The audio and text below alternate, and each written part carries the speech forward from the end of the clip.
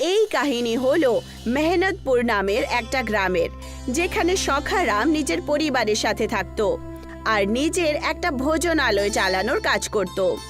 সমস্ত মজদুর আর গ্রামবাসীরা সবাই সখারামের ভোজনালয়ে ভোজন করে নিজের নিজের কাজ করত। একদিন একটা লোক সখারামের ভোজনালয়ে ভোজন করার জন্য এলো। বলুন দাদা, কি খাবেন আপনি? আরে আপনার হোটেলে কি আছে বলুন বলুন। আলুর পরোটা, ফুলকপির পরোটা, মূলোর পরোটা, মেথি পরোটা, গরম গরম ক্ষীর, ছোলার তরকারি, পনিরের তরকারি, পনিরের ডাল, তারপরে ঝুরি ভাজা, তাছাড়া পান্তুয়া মিষ্টি এসব আছে। আর তার সাথে একটা লস্যিও আছে। এবার আপনি বলুন কি খাবেন আপনি? আপনার কথাগুলো শুনি আমার মুখে জল চলে এসেছে। যেটা সব থেকে ভালো খেতে সেটাই আমাকে বানিয়ে দিন তো। এই যে শুনছো, এনার জন্য একটা ছোলার তরকারি আর কচুরি নিয়ে চলে এসো তোমরা, আর একটা লস্যিও দিও সঙ্গে। খুব ভালো হবে, দারুণ খেতে লাগবে আমার। তাড়াতাড়ি নিয়ে এসো। যেই মাত্র কুন্দন নীলেশকে খাবার দিয়ে দিল, নীলেশ খুব ভালো করে সমস্ত খাবার খেতে শুরু করলো। খাবার শেষ করা মাত্রই নীলেশ বলল, খাবারটা সত্যিই খুব সুস্বাদু আর দারুণ ছিল। বাহ বাহ বাহ বাহ, দারুণ লাগলো। এই না হলে আসল খাবার, সত্যি না হলে আমার স্ত্রী যে রান্না করে তাতে কোনো স্বাদই থাকে না। আরে গলির কুকুরদেরকেও আমি খাবার দিই সেগুলোকে, আর পরের দিন ওই সমস্ত কুকুরগুলো অসুস্থ হয়ে পড়ে।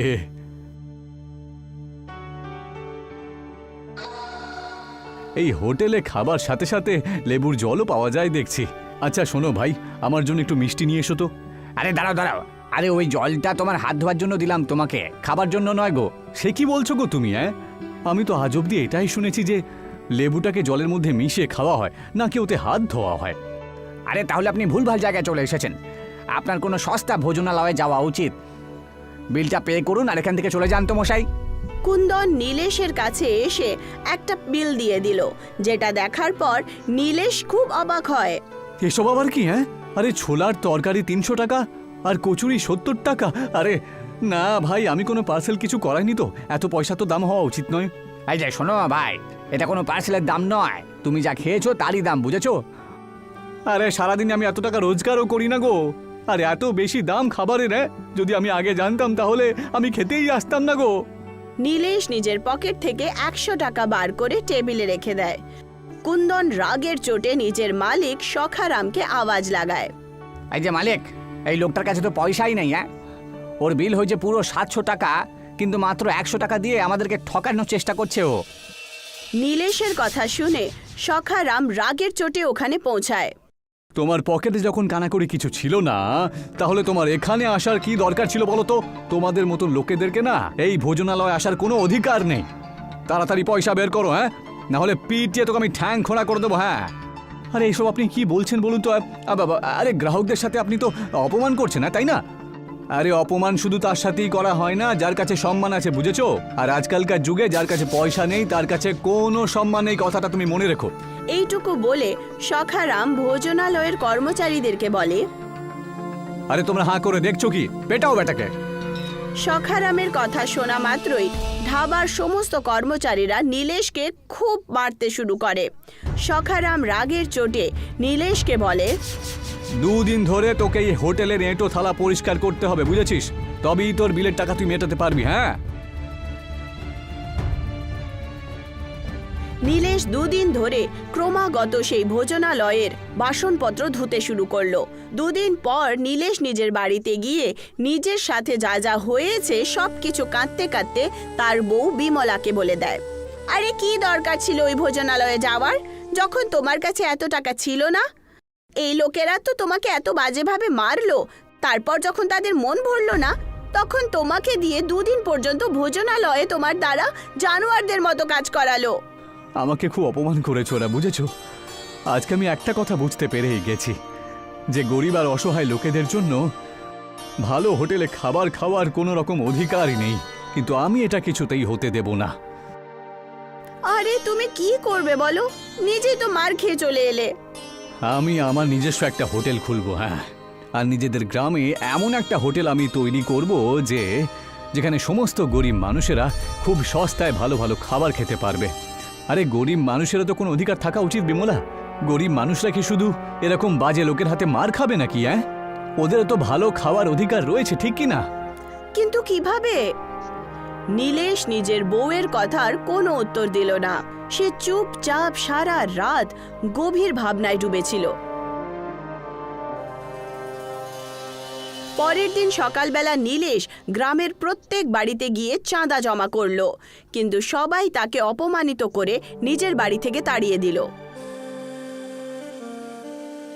গ্রামেরই একটা লোক নীলেশের উপহাস করে বলে ওঠে, আরে তুই কি পাগল হলি নাকি? কাজকর্ম কর, সেটা ভালো হবে। তোর মাথায় এসব আজে বাজে হোটেলের খবর কোত্থেকে কি করে এলো বলো তো? আর গরিবদের প্রতি এত প্রেম কেন? আরে দেশের নেতা আছে তো গরিবদের কথা ভাবার জন্য, তাই না? আরে এসব কি আজেবাজে কথা বলছো তুমি? আরে আমি যা কিছু করছি আমাদের গ্রামের ভালোর জন্য করছি, ঠিক কি না? আরে আমাদের গ্রামের নাম হলো মেহনতপুর। আমাদের গ্রামের বাসিন্দারা সারা দিন রাত মেহনত করতে থাকে, আর তারা ভালো মতন খাবারও একবেলা খেতে পারে না। তুমি আমার পাশে থাকার বদলে আমাকে ছোট করছো তুমি? তা করবো না, কারণ তুই জেগে জেগে বড়লোক হওয়ার স্বপ্ন দেখছিস যে। আরে শোন, এটা শুধুমাত্র সিনেমাতেই হয় রে, কিন্তু বাস্তবে এরম হয় না রে, বুঝেছিস? আর তুই আমাকে একটা কথা বলতো নীলেশ, একবার আমি ধরে নিচ্ছি যে তুই তোর উদ্দেশ্যে একেবারে সফল হয়ে গেলি, কিন্তু ওই 1 টাকা দিয়ে খাবার তুই কতদিন গরিব মানুষদেরকে খাওয়াবি আমাকে বল? আরে এটা একেবারেই অসম্ভব রে ভাই। এইটুকু বলে ও নীলেশের উপহাস করে সখারামের ভোজনালয়ে গিয়ে বলল, এই যে সখারাম বাবু, শুনেছেন আপনি? নীলেশ ওদের গ্রামে একটা হোটেল খুলতে চাইছে তো। আপনি যে প্লেটটা 700 টাকাতে বিক্রি করেন, ও নাকি সেই প্লেট 1 টাকা দিয়ে বিক্রি করবে ভাবছে। মনে হচ্ছে ওর মাথাটা খারাপ হয়ে গেছে, বুঝেছো? আরে ওর মতন বোকাকে কে বোঝায় বলো তো? তক্ষুনি সখারামের চাকর কুন্দন সখারামের কাছে এসে আস্তে আস্তে বলল, সখারাম বাবু, ও যা বলছে সেটা কিন্তু আমাদের ঠাট্টা হিসেবে মেনে নেওয়া উচিত নয়। আরে কি বলতে চাও তুমি? যদি নীলেশ নিজের উদ্দেশ্যে সফল হয়ে যায় না, তাহলে আপনি একবার ভেবে দেখুন যে আপনার হোটেলের কি অবস্থা হবে। হোটেলে কুকুর ঘুরে বেড়াবে। আরে এই কুপয়া, তুই এসব কি আজেবাজে কথা বলিস? যখনই কোনো কথা বলেছিস তুই সব সময় উল্টোপাল্টা কথা বলিস। তুই একদম চিন্তা করিস না। আরে এই গ্রামের প্রধান আমার খুব ভালো বন্ধু, নীলেশকে উচিত শিক্ষা সে ঠিক দিয়ে দেবে। সখারাম গ্রামের প্রধানের কাছে গেল। এই যে প্রধান মশাই, আমাদের বন্ধুত্ব দূর দূরান্ত পর্যন্ত ছড়িয়ে রয়েছে। তুমি ভুলে যেও না যে খাবারের প্লেট আমি 700 টাকা দিয়ে বিক্রি করি, সেটা আমি তোমাকে 600 টাকায় খেতে দিই, তাই না? মানে পুরো 100 টাকার ডিসকাউন্ট। আরে তুমি এমন কথা বলছো যেন তুমি আমার উপর বিশাল বড় উপকার করো। আমি তো তোমাকে কখনো এসব বলিনি যে তুমি আমাকে 100 টাকা ডিসকাউন্ট দাও। আর এমনিতেও আমি তোমার হোটেলে মাসে মাত্র একবারই যাই, তাই না? ঠিক কিনা বলো? আর তাও আবার তোমার হোটেলে আজকালকার দিনে 4 থেকে বা 5 বারই আমি হোটেলে খাবার খেয়েছি। এই হিসেবে তোমার মাত্র 500 টাকা ঋণ হয়েছে আমার, ঠিক কিনা? মনে হচ্ছে প্রধান মশাই আপনি আমার কথায় রাগ করেছেন। তুমি খুব ভালো করেই জানো সখারাম যে আমি কিপটে লোকেদেরকে একেবারেই পছন্দ করি না। আসল কথাটা কি সেটা বলো, কেন এখানে এসেছো বলো? কয়েকদিন আগে নীলেশ আমার হোটেলে খাবার খেতে এসেছিল, বুঝলেন? এখন আপনি আমাকে বলুন তো যে 700 টাকার যে খাবারের প্লেটের দাম সেটা মাত্র 100 টাকাও দিচ্ছিল। সেই জন্য আমি ওকে দিয়ে আমার হোটেলের এঁটো বাসনপত্র পরিষ্কার করিয়েছে বলে ও খুব রেগে গেছে, বুঝলেন তো? হ্যাঁ, আমি তো এটাও শুনেছি যে তুমি ওকে পিটিয়েও ছিলে। হ্যাঁ, রাগের বশে একটা দুটো চট তো মেরে দিয়েছিলাম, কিন্তু এতটাও মারিনি যে ও এত বেশি রাগ করে ফেলবে। আরে কি বলতে চাও সখারাম, পরিষ্কার করে বলো।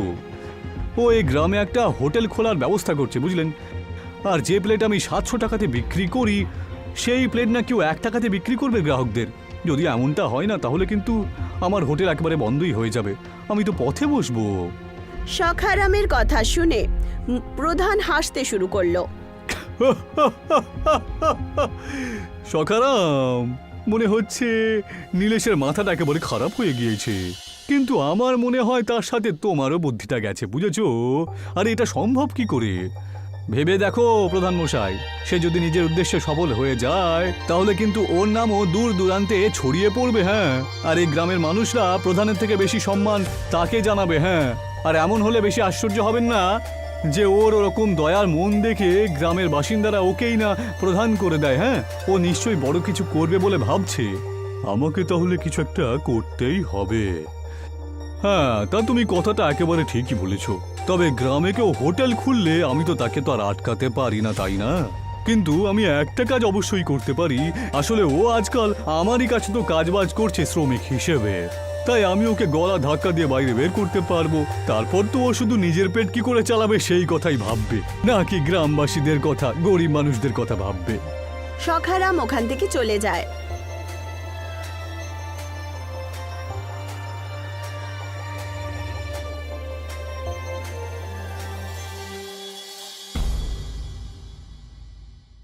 প্রধান সেই দিনই নীলেশকে কাজ থেকে তাড়িয়ে দেয়। তোকে আর কাল থেকে কাজে আসতে হবে না। তবে আমি কি দোষ করেছি প্রধান মশাই? তোর দোষ হলো এটাই যে তুই গ্রামে একটা হোটেল খুলতে চলেছিস। হ্যাঁ, এতে দোষ কি বলুন তো? আমি যদি গরিব মানুষের উপকার করি তাতে আপনার তো প্রসন্ন হওয়া উচিত, তাই না? তুই গরিবদের কোনো উপকার করতে চাস না নীলেশ, আমি খুব ভালো করে জানতে পেরে গেছি। তুই শুধু নিজের নাম কামাতে চাস, বুঝেছিস? আর আমাকে আমার পদ থেকে সরিয়ে দিয়ে নিজে গ্রামের প্রধান হতে চাস। আরে আগে নিজে আর নিজের বউয়ের পেটটা ঠিক করে চালা, পরে গরিব মানুষের কথা ভাববি। যা, বেরো এখান থেকে।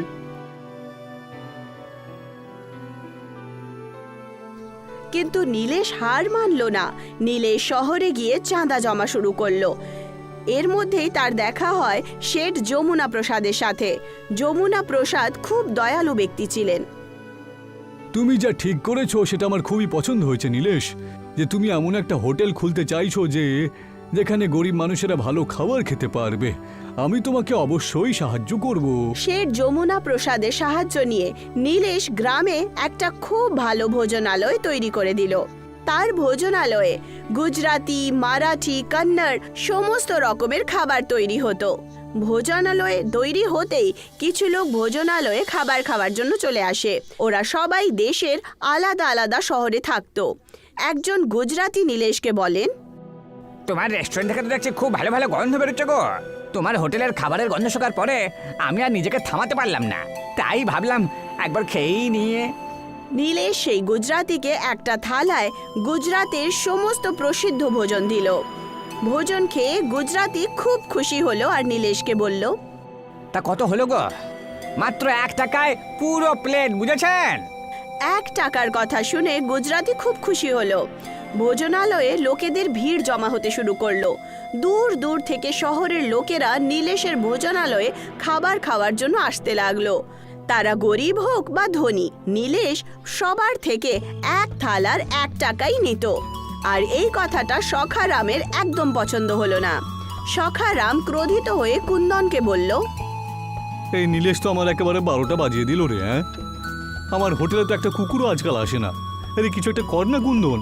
আরে আপনি একদম চিন্তা করবেন না সখরাম বাবু, আমার কাছে একটা উপায় আছে। কিসের উপায়? আচ্ছা, ওর হোটেলটাকে যদি আমরা আগুনে পুড়িয়ে দিই তাহলে অনেক হোটেলের লোক মরে যাবে আর ওর হোটেলটাও বন্ধ হয়ে যাবে, তাই না? সখারাম আর কুন্দন সেই সময় নীলেশের ভোজনালয়ে আগুন লাগানোর প্ল্যানিং করছিল। সেই সময় শেঠ যমুনা দাস ওখান থেকে যাচ্ছিলেন। যমুনা দাস সখারাম আর কুন্দনের সমস্ত কথা শুনে নিলেন আর উনি সঙ্গে সঙ্গে পুলিশকে বলে দিলেন। পুলিশ সেই দিন থেকে নীলেশের ভোজনালয়ে নজর রাখতেন। রাত্রিবেলায় সখারাম আর কুন্দন ভোজনালয়ে আগুন লাগানোর জন্য অনেকগুলো পেট্রোল নিয়ে চলে এলেন আর তক্ষুনি পুলিশরা তাদেরকে ধরে ফেলল। সখারাম, তুমি যেমন করতে পারো আমি এটা আশা করিনি। তুমি তো গ্রামের একজন সম্মানীয় মানুষ ছিলে। আমাকে ছেড়ে দিন ইন্সপেক্টর বাবু, ওর হোটেলটাকে জ্বালিয়ে শেষ করে দেব আমি। ওর জন্য আমার হোটেলটা বন্ধ হয়ে গেল। না সখারাম, আমার জন্য নয়, বরং গ্রাহকদের সাথে তুমি যে দুর্ব্যবহার করেছো না, সেই জন্যই তো তোমার হোটেলটা বন্ধ হয়েছে, বুঝতে পেরেছো? তুমি আমাকে অপমান করেছো। আমি চাইলে পরে আমার অপমানের প্রতিশোধ তো আমি অন্যভাবেও নিতে পারতাম, তাই না? কিন্তু না, তুমি আমাকে যেভাবে অপমান করেছো সেটা তো আমি পুরোপুরি ভুলে গেছি। তবে তুমি দেখো, আজকে আমার এই হোটেলে দেশের সমস্ত নাগরিক চলে আসে আর মাত্র 1 টাকায় পেট ভরে খাবার খেয়ে তারা এখান থেকে চলে যায়। তোমার কি মনে হয় আমার লাভ হচ্ছে না, তাই না? আমার পরিবারের সংসারের খরচ তো এখান থেকেই চলে, বুঝেছো? পুলিশ সখারাম আর কুন্দনকে গ্রেফতার করে নেয় আর সখারামের ভোজনালয় বন্ধ হয়ে গেল। আজও নীলেশের ভোজনালয়ে 1 টাকারই থালি পাওয়া যায়।